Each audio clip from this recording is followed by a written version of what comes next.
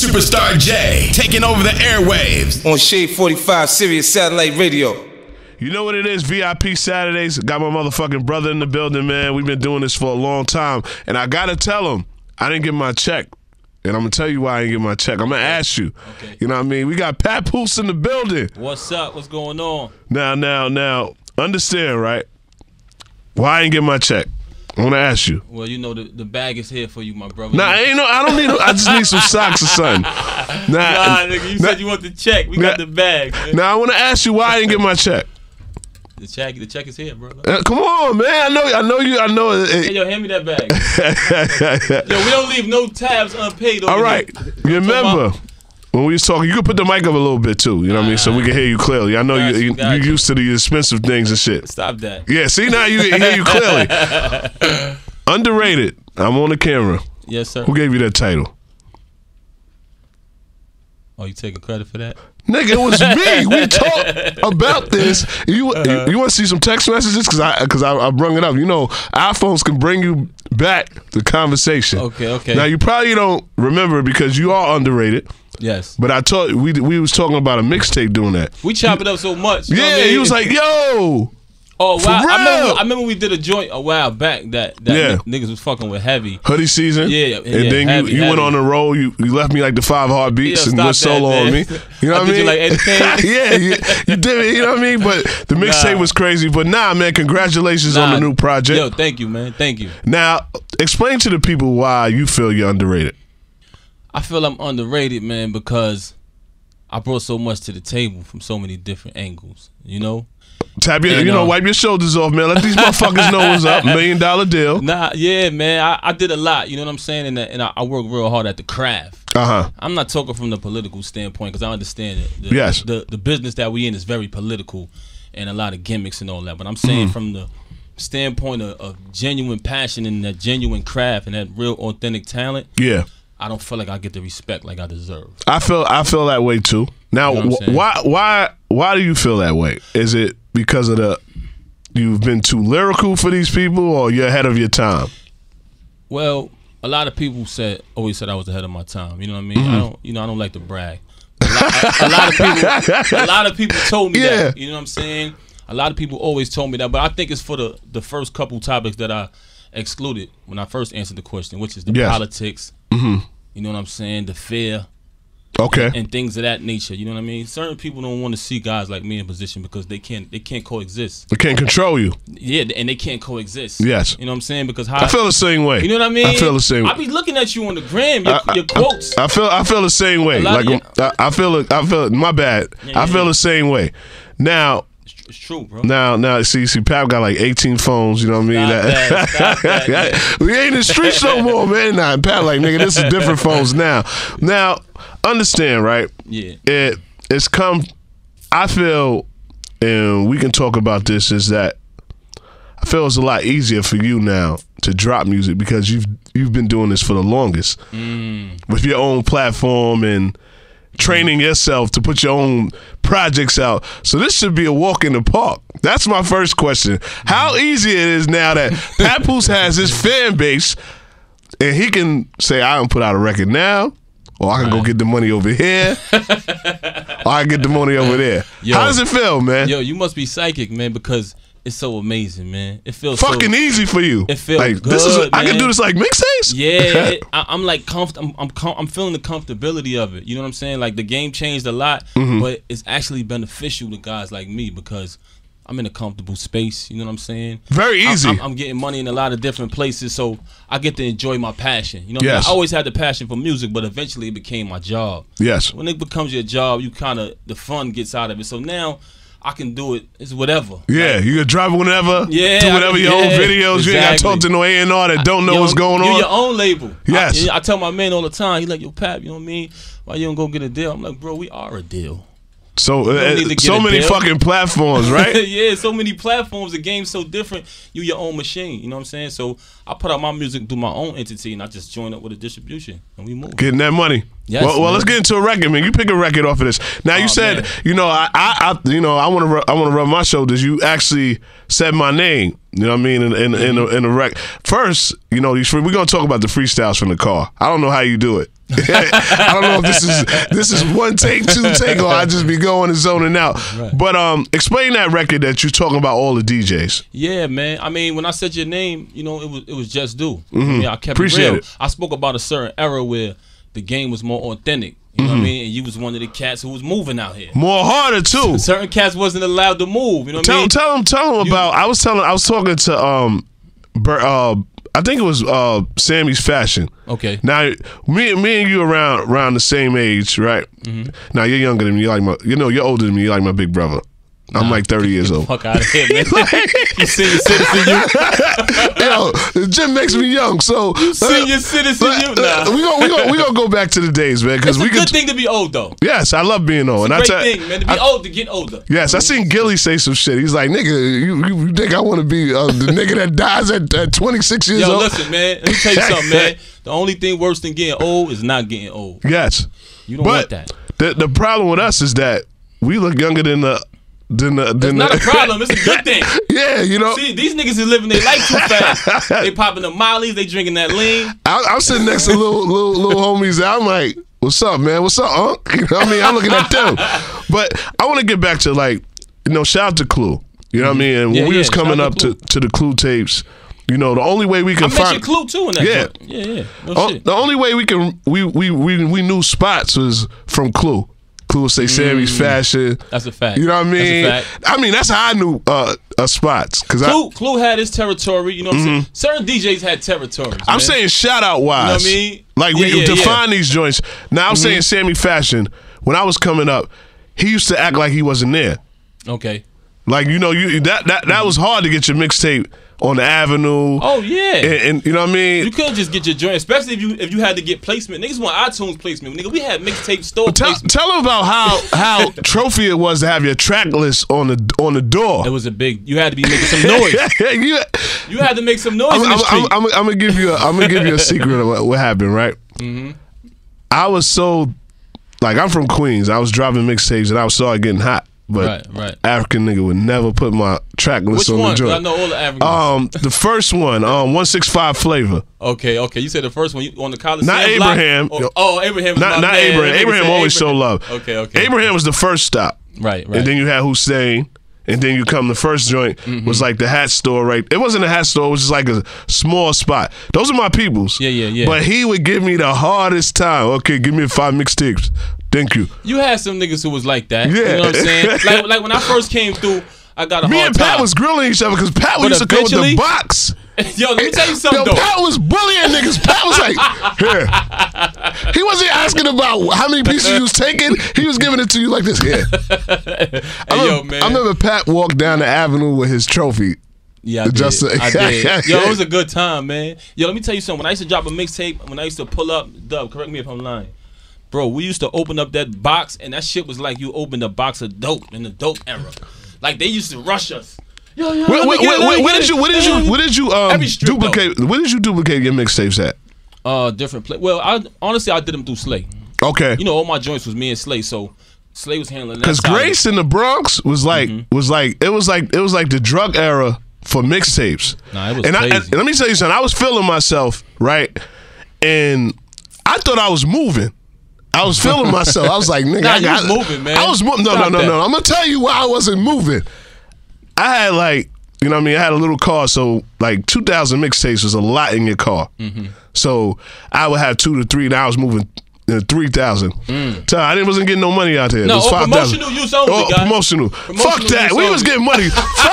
So I was at 5,000 mixtapes. Now I thought I was on top of the world because I knew where certain spots I would go. I would go to Canal, and that was like the gold mine right there. Right. Then I go, then the home spot, that was the last spot because everybody in Queens would be waiting for it. So I go to Bronx. Bronx is kind of sketchy because you have to go all through the Bronx to get it. Right. Then I go to Brooklyn and go to the flower shower across the street from Junior's. Right. Then I go through there, and then the little spots, the little hitting spots. Little spots here and there. So now I was feeling myself at that time, and we had Instagram, and you could just throw a song. If we'd have had Instagram back then and social media the way it is now, I think we'd all be billionaires.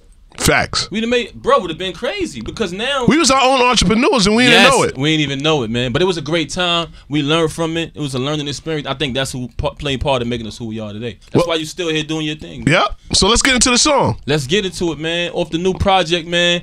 Let's get into that Numerical Slaughter. Numerical Slaughter. Let's get it. DJ Premier. Let's go. Papoose. Yeah. You know what it is, Superstar J VIP Saturdays.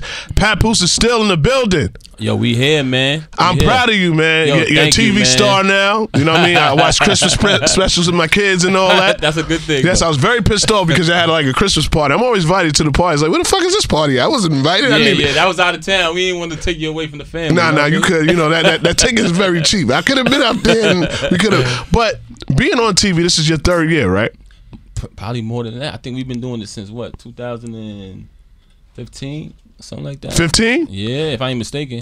Now, around that time, yeah. It seems that you've been, being a street person and being around it, you're comfortable with the cameras now.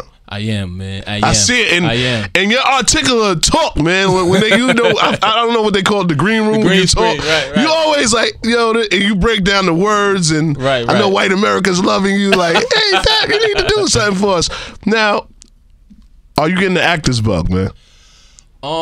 I would love to get into acting. I actually did an audition for a role, and they loved me, man. So I got to see what happened with that. It was like, yo, man. I think, you know what I mean? Me being the one that told you about Underrated, I'm going to put it in the air. I think the next step for Papoose is being in movies. Oh, wow. Because you got that face, pause. You know what I mean?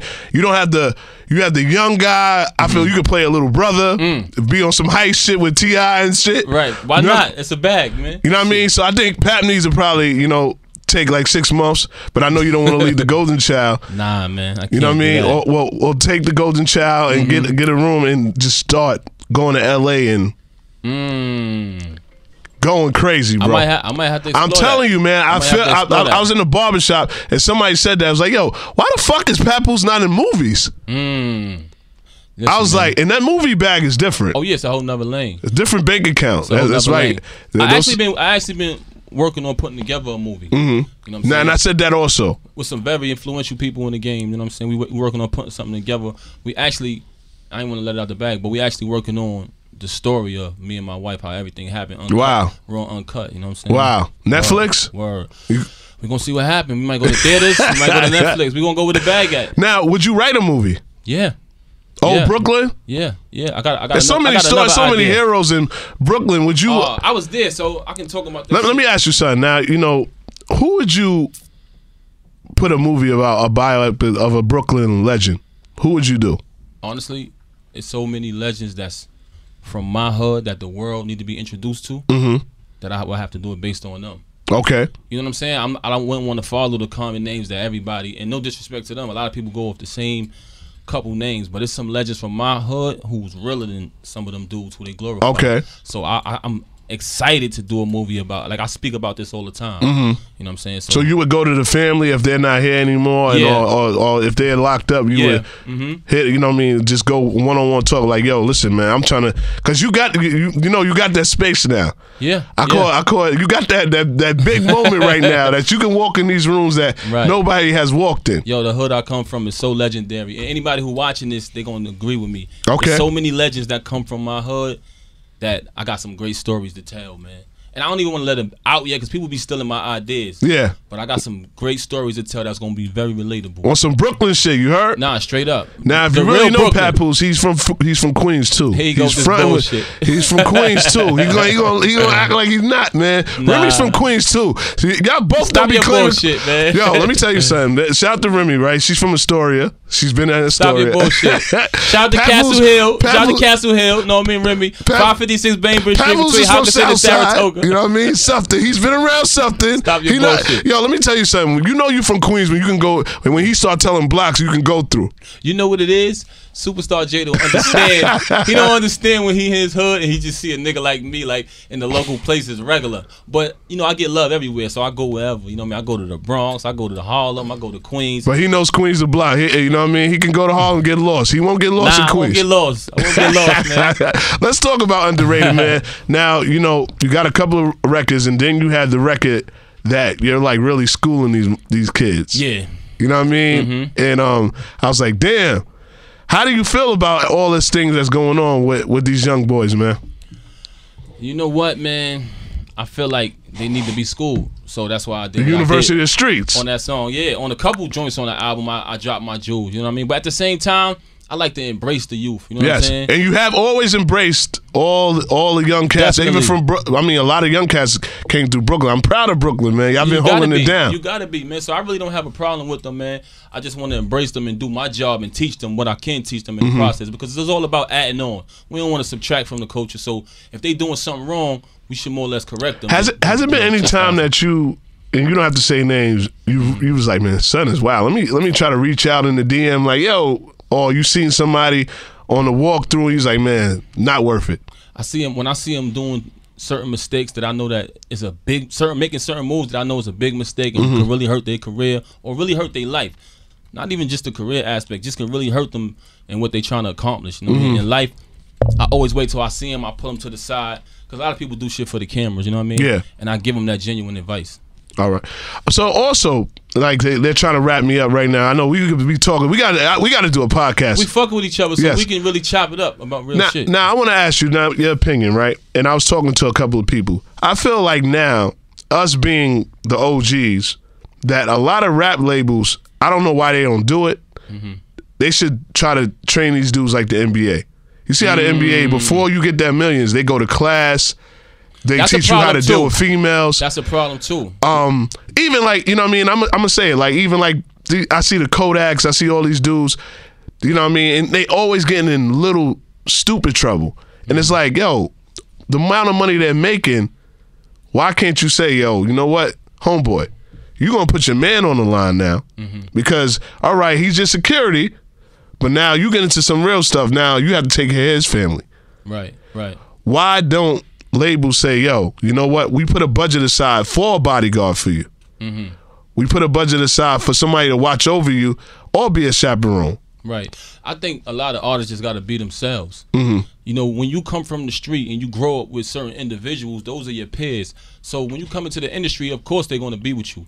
But when you grow up as a square or as a regular dude and you come into the music business and then all of a sudden thugs and gangsters come around you, you in the process of getting extorted, my man.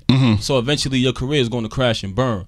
So back then, like we spoke about earlier, we grew up in it. We came up in it from the mixtape era, from the street into the music business. But before the mixtape era, you know, we was out there. We was out there really putting our feet on that pavement. Some of these dudes is coming out the house, and now the street dudes is like, okay, oh, he about to get on. I'm about to go in there and squeeze him. And you calling them your homies in the limelight, but behind the scenes they squeezing you. So it's just things like that. Be yourself. If you didn't grow up in the street, don't portray that when you get in the music business, because you're going to attract that kind of company. Well, let's get into University. You introduced University of the Streets. Hey, yo, man, listen, man. This is off my latest project, the critically acclaimed Underrated. I'm real happy about the response I'm getting. It's produced by Pete Rock. It's called University of the Streets. Shout out to my brother E-Dub. Shout out to Ty Stick, DJ Premier, all the producers on the album. Yes. The list goes on. Suits, everybody. But this is University of the Streets, produced by Pete Rock, man. Let's get go. It. Underrated. You know what it is, Superstar J VIP Saturdays. Papoose is still in the building. Yes. Yes, now go get this motherfucking, are you calling this an album or a project? Yo, I hate that word album, you know that?